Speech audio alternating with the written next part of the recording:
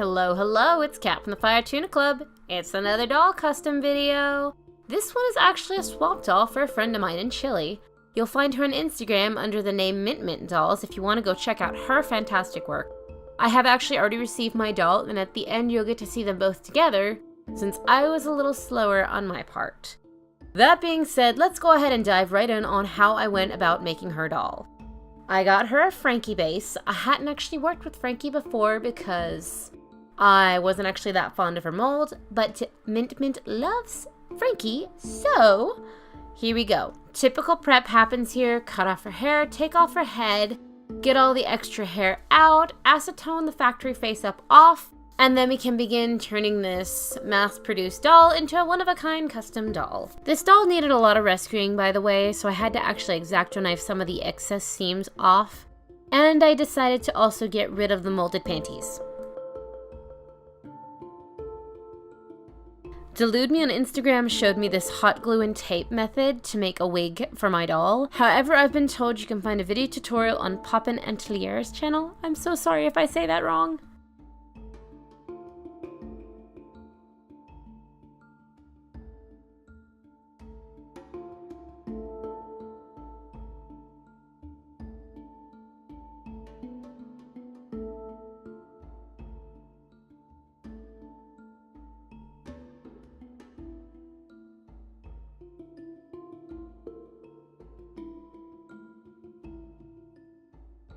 Heads up when making yarn braids. Even if you haven't unraveled it, it still can and will break over time as you're braiding the hair, so always underestimate how much you'll be able to get away with.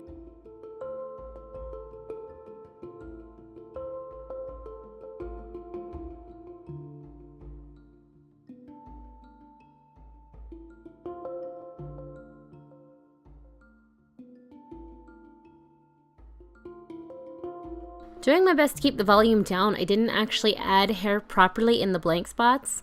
I just laid down a layer to give it some color, so if it peeked out, you didn't just see white, and then I proceeded to lay down the pre-made braids.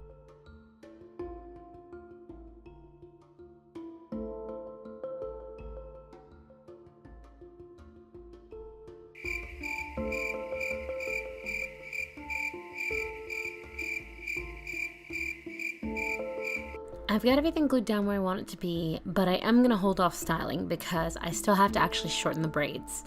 I overestimated and made them really long, so I had to tie them down and cut them shorter to actually match the ponytail. So now I take a break for the face up. As you can see here, I get off on the completely wrong foot, walk right off a cliff, and drown in the ocean. So I immediately decide to restart with the hair on the head so I can kind of see where we're going, and I'm not going to show you the whole face up, but I am going to tell you that when I was working on Canta, I wanted her to definitely look like she was the undead bard that her story says she is. So her skin definitely had kind of not beautiful rosy appeal to it, but still very much kind of an alive look.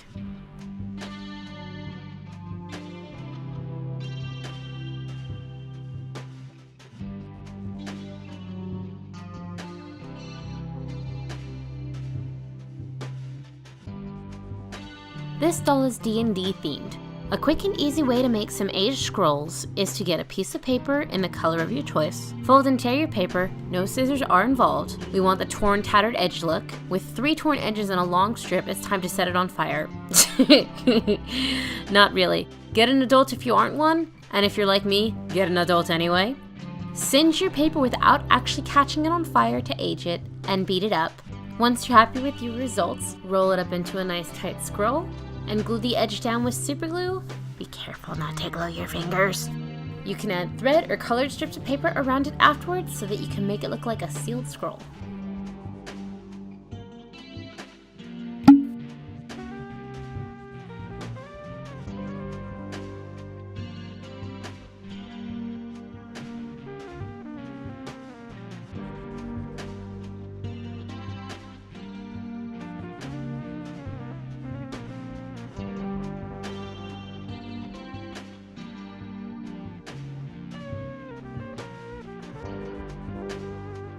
Canta is a very complex doll with many accessories.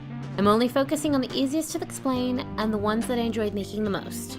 One of those pieces was her skirt. It's a simple concept you can do with a little to no sewing skill. I ran at the corners as you can see here, but you can make simple rectangles. Cut 2 full pieces and 1 piece 3/4 of the height of the other 2. You can machine sew the small part. I used glue because I wanted to give it a specific loose stitch on the outside. It was not suitable to actually sew the apron together.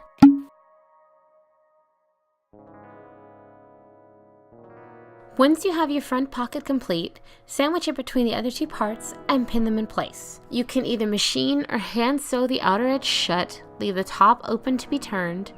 If you have trouble sewing a consistent line like me, you can either use chalk pencils or a regular pencil to mark your way and guide you so that it's all nice and even.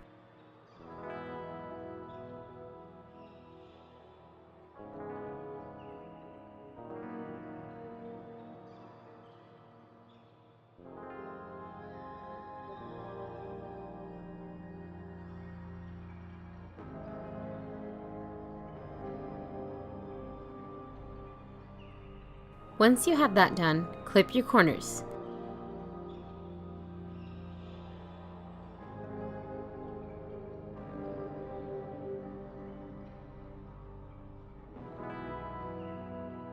Here's the most important part.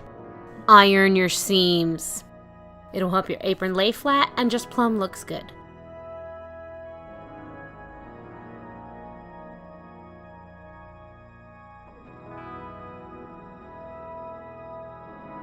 Then you can run a gather stitch along the top, and then using some single fold bias tape, you can sew it on there to make a belt.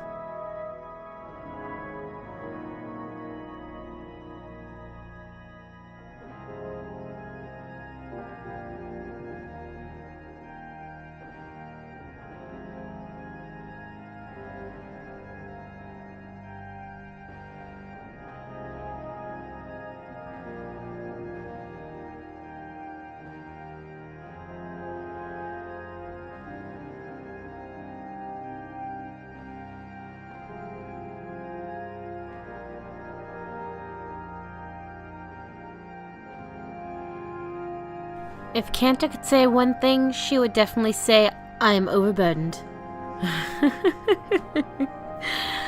I put together some miniature music sheets, maps, all that good stuff to make her look like a definitely well-traveled bard. With a double-sided printer, it makes it look like one side is parchment and the other side is all the information. And then I fussy cut and fussy cut and fussy cut all those sheets out.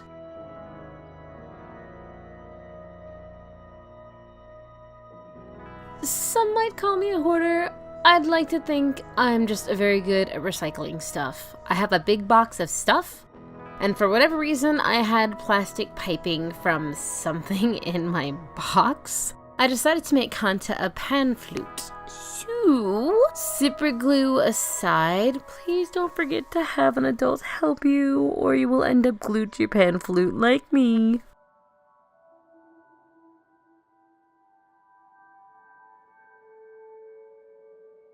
Make sure that you have something to reference size so that you don't go crazy with how long your pan flute gets. After you've glued your pipes together, all you really have to do is paint it.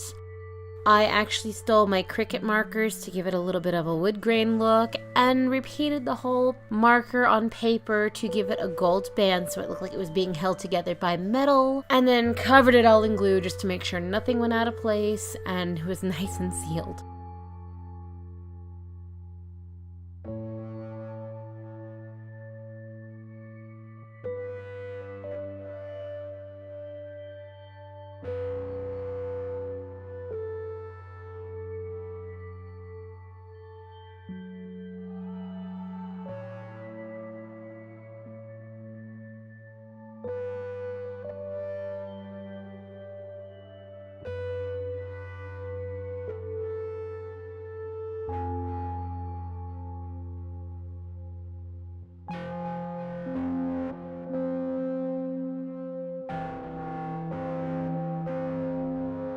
I also used some of the failed cuts of the plastic tubing from the pan flute to make her some potion bottles. All you do there is take some acrylic paint, take an owl or a needle, Kind of rub the paint up into the tube, give it some time to dry, seal the bottom with a little bit of hot glue, and seal the other end with a chopped up toothpick. Ta-da! Small potion vials. As I've mentioned before, Canta's a very complex doll with lots of parts, and I decided only to focus on a few of my favorite pieces. I'll include a speed video of all the parts in another video, but if you want me to explain exactly how I made something, comment on this video and I'll make another tutorial. That being said, Canta's base outfit is a dress made out of knit, lace, and a trim. She has a removable apron that holds some of her props, as well as a simple thread necklace with a tiny bead that is to weave around her neck. I do my best to make sure all my dolls can be redressed at any given time, regardless of how unlikely that actually is. No adventuring bard worth their salt is caught without their tools. Canta's props also include scrolls, potions, her pan flute, a regular flute, her harp, a bag to hold it all in, some sheet music, some maps, some information, as well as a little music sheet of my favorite Zelda songs because I had to throw something in that was uniquely me, and quills and backup quills to write on the moment she needs to jot down a new song when the inspiration comes to her. How am I supposed to find Danny in the land of giants? She could be hiding under a twig and I'll never see her. Oh! Really? I tripped over a twig in the land of giants? How is that even possible? I give up. Time to open the map. At least Roderick isn't here to tell me he knows where we're going.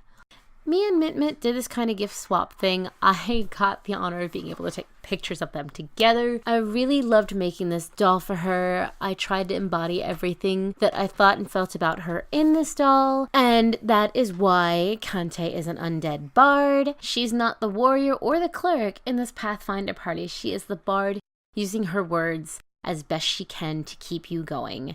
And despite being kicked around, beat up, and slain in the course of battle, she is still fighting. She is amazing. She is smiling because she will not stop until she has sung her last breath.